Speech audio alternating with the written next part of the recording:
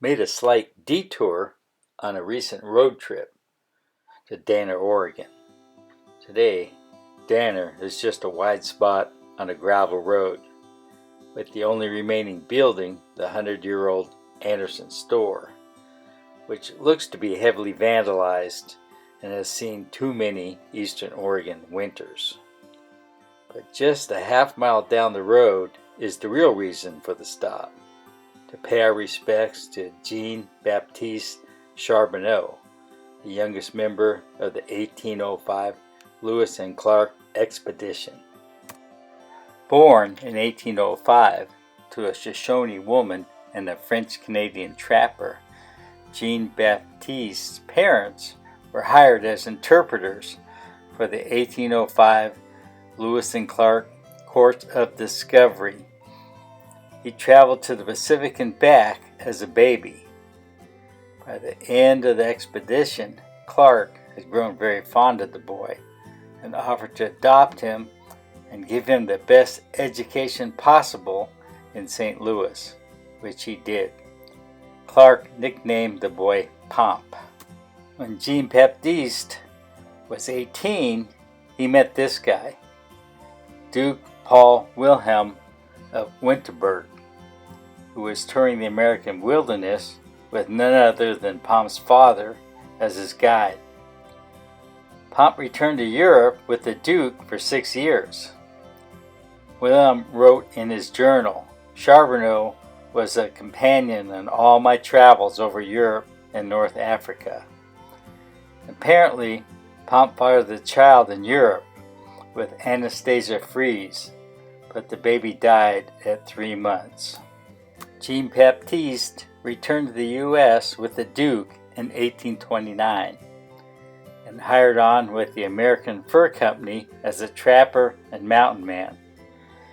In 1844, he's at Bent's Fort in eastern Colorado as the chief hunter. General Kearny hires him as a scout to blaze a wagon road from Santa Fe to San Diego during the Mexican War and bring 20 wagons of military supplies through with the Mormon battalion. For a well-educated man, he seems to have written almost nothing about his amazing life, which makes it difficult to separate fact from fiction today. We see him mentioned in other wilderness travelers' journal. John C. Fremont encountered Pomp on the Platte River and writes, "He received us with hospitality. One of his people was sent to gather wild mint, of which he concocted a very good julep. Boiled buffalo tongue and coffee with sugar was also served." William Marshall met Charbonneau in 1834 on Ham's Fork in western Wyoming and recorded, "At all events, he was an intelligent and interesting young man. He converses fluently and well in English, reading and writing and speaking with ease French and German, and understanding several Indian dialects."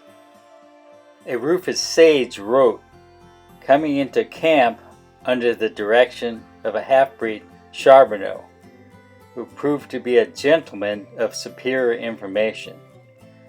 There was a quaint humor and shrewdness in his conversation, so garbed with intelligence that he at once insinuated himself into the good graces of listeners and commanded their admiration and respect.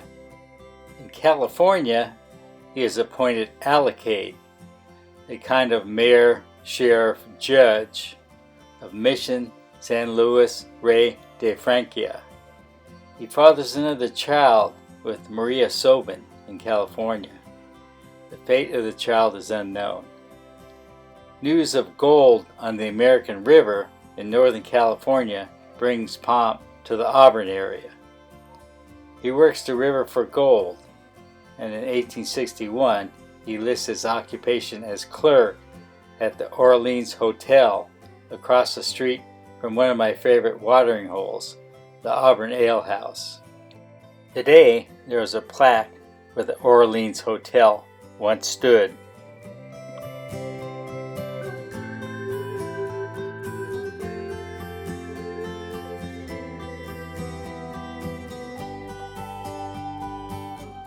Jean-Baptiste Charbonneau lived in the Auburn area longer than anywhere in his life.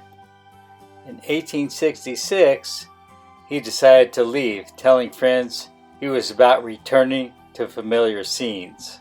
Apparently, on the way to the Rocky Mountains, the stage overturned in the Owyhee River in eastern Oregon, where he became soaked. By the time he reached the fortified stagecoach stop at Inskip Station, he had pneumonia, and there he died on May 16, 1866. This pile of rocks marks the end of the trail of a life of adventure well lived.